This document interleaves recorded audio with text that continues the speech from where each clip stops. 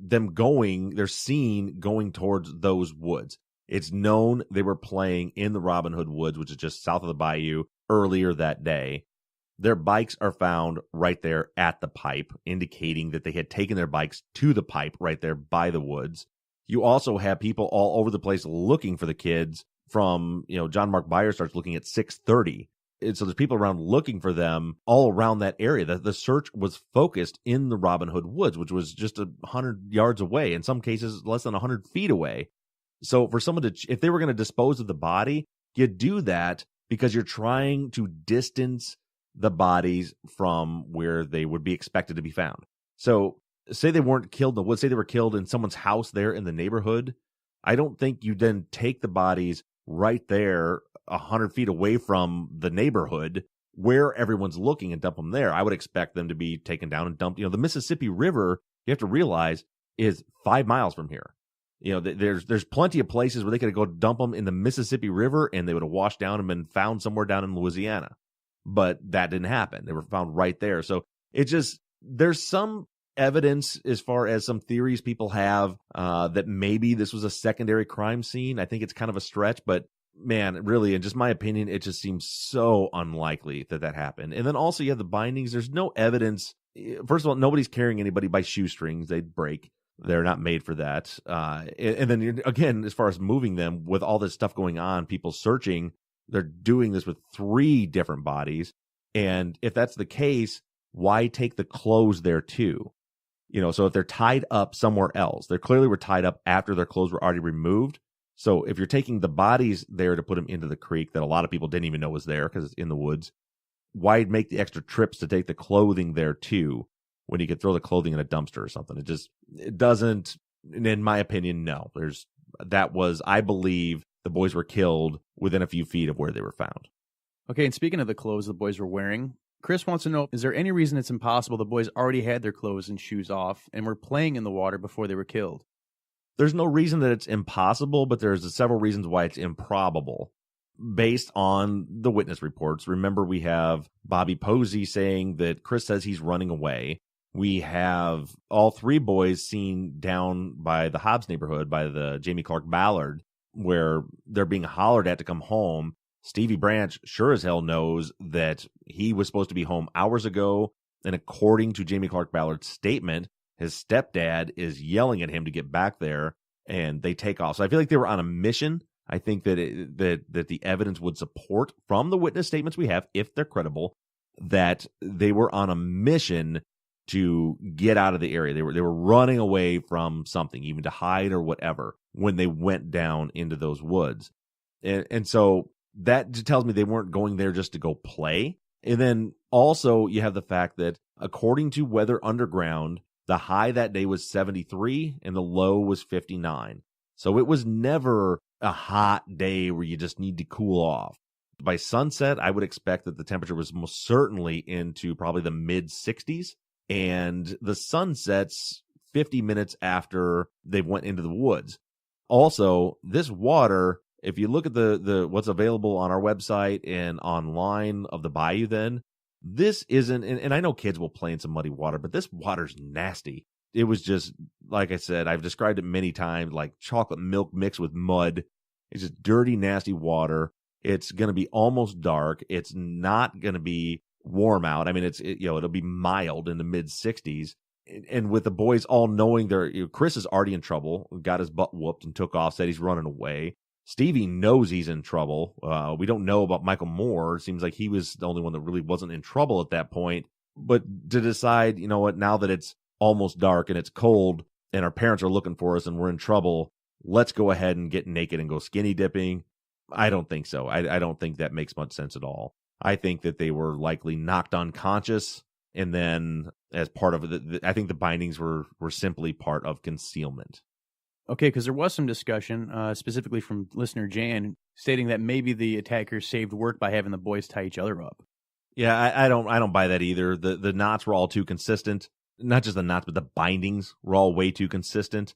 And for those of you parents out there, I'm trying to remember when my oldest was 8, but I know I've got a 7-year-old right now and still struggling tying his shoe. So to have 3 8-year-olds that consistently tie bindings that are going to work and do them all in the same fashion with the same type of knots just doesn't make a lot of sense. And again, I mean, you got to remember these injuries they had. And when you combine that with the window of opportunity with concealment, I think it all had to happen way faster than that. I think it had to happen much, much faster. I think they had to have been unconscious quick and put into that water relatively quickly in order for the offender or offenders to have time to conceal the crime scene. Okay, and one last question regarding tying the boys up. Charles writes, why undress the boys and tie them up? Surely the simplest way would be just to sink the dressed bodies. If the sneakers were still on, they wouldn't have floated up. Also, I guess it would have been quicker, too. This is one of the reasons why I think we're looking at a patient, cunning offender or offenders. Because in that area, so if you put them in there with their clothes on, remember, this was a narrow, shallow ditch where they were put. As a matter of fact, most places in that creek, their bodies would have showed above the surface of the water.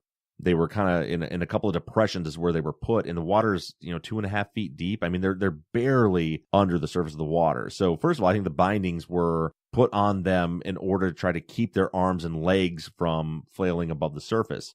Also, if you leave shoes on their feet, they have rubber on them, they're more likely to float up. There may have been a couple of different attempts. They might have been put in the water first and drown and realized that it just wasn't working, took them out and undressed them. But to be honest, I think that they were undressed for one purpose and one purpose only, and that was to leave access for animal predation. I don't think this was an attempt at temporary concealment. I believe this was an attempt at permanent concealment of these bodies with the best option at hand. With a truck wash and the service road and the interstate and the neighborhood, whoever did this couldn't carry the bodies out of there and go dump them in the Mississippi River. They had to deal with what they had at hand, and all they had was that little creek. And it's known that there's a lot of turtles in the area.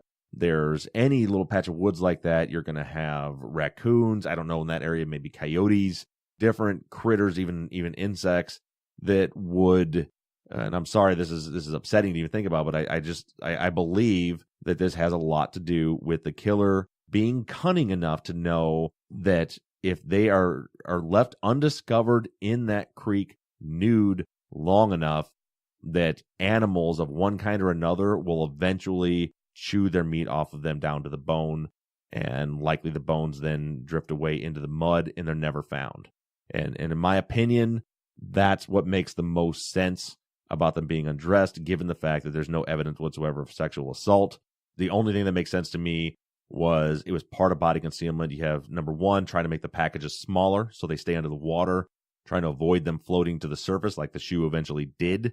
And I think that it was, leaving the bodies almost as bait for different types of animals to get in there and destroy the evidence. Okay, RJ wants to know, how did the boys in the West Memphis 3 actually die? Drowning, suffocation, blunt force trauma? And also, how were they stuck underwater? Just pushed into the mud and hope they didn't float up? Use of a stick? As far as the last question is concerned, to be honest, I'm not real sure. I haven't seen any documentation that specifically describes how they were secured into the water. It's always been my assumption that sticks were used like they use with the clothing, maybe in connection with the bindings to hold them, to jam them down into the mud. A body will sink after death, after drowning especially, for a period of time, but then eventually, once and this is part of just the decomposition of a body, your internal organs begin to release gases. And that's why when someone drowns in any body of water, eventually they float. And then once those gases dissipate, they'll then sink again. But with the current, I have to believe somehow they were wedged down into the water. As far as the cause of death, it's drowning. It was specifically stated by Dr. Peretti with Michael and Stevie as drowning. With Christopher Byers, it was documented as multiple injuries, but it was noted that there was water and red vomitus in his airway, the same as the other two boys. And years later, when Dr. Werner Spitz reevaluated the autopsies and reviewed the photos and results, it was his determination that it was also drowning. Now, that being said, they drown because they were put into the water before their head injuries killed them. All of them had head injuries that would have killed them. All 3 boys had fractured skulls and brain hemorrhages. And so they were killed by drowning, but they would have died anyway. And again, this is graphic, and if you don't want to hear this, scoot forward a couple of minutes. But it's important to know, as far as the killer or killers, when they're doing the drowning and the bindings and all this is going down. I have had the unfortunate experience with 16 years as a fireman to be witness to many people who have had very similar head injuries. And it is not a pretty sight. A fractured skull and brain hemorrhaging like this, what you'll have is victims on the ground, seizing, spitting up blood some of the time, coughing, gasping for breath. It's not a pretty sight. It's not a quick death. And so I think that after the blows to the head, the killer saw this, and people have said, well, maybe he didn't know or they didn't know that the boys were still alive. I'm going to say that's not likely. Just with head injuries like that, typically it's a violent, gross situation when you have injuries like this. So they would have died from those injuries, but they were drowned before they did. And also, there have been a few people that have pointed out that it looks like the bindings on one or two of the boys, specifically Christopher Byers, I think, that it looks like he was bound before he was dead and the others were post-mortem, because there was evidence of struggle in his bindings. And I'm working off the top of my head here, so that I may have the boys mixed up. But one of the boys, there was evidence of ligature and struggling peri-mortem before death on one of the boys that I think was Christopher Byers. And I would go back to what I just said. If any of the boys had received the types of injuries that I'm describing, and they were tied up and they were completely subdued with brain injuries like that, the seizures that they would have been experiencing prior to death would have caused those ligature marks as well. Okay, and Auntie wants to know, do the books and documentaries on the West Memphis 3 influence your investigation? No, not at all. I mean, I've watched them all, and that's like most of you, or a lot of you, what got me interested in the case. But no, and that's not to say anything negative about them at all, but I know how Hollywood works, and I know how productions and editing like that work. And I know there's always an agenda, and a good documentarian is good at making you believe what he wants you to believe at the end of it. But aside from all that, just like any case, I don't take anything anybody tells me at their word. All I care about is what I can prove, what's documented in police reports and interviews and the own interviews that I conduct. That's what's driving the investigation. And that's where we're at right now. We're tracking along through this investigation chronologically as I would have investigated it, as I am investigating it from the very beginning.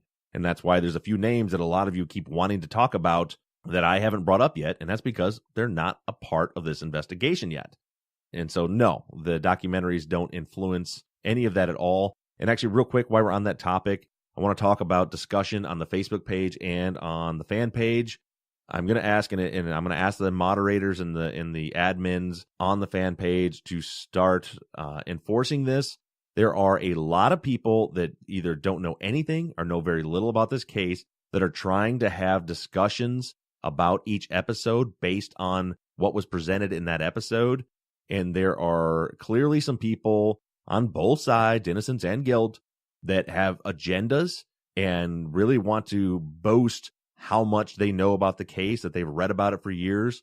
What I'm going to ask is anybody that wants to talk about anything other than what was covered in a particular episode, don't comment on that episode thread. Or if somebody posts a specific question, don't go into that with, this is what happened at trial, and this is what happened here, and did you know this, and this? It's completely muddying the waters, confusing the issue, and discouraging people from having a conversation. Somebody asks question A, and they get XYZ thrown at them. So if you want to present your thoughts and ideas about something other than what's been covered so far, create your own thread.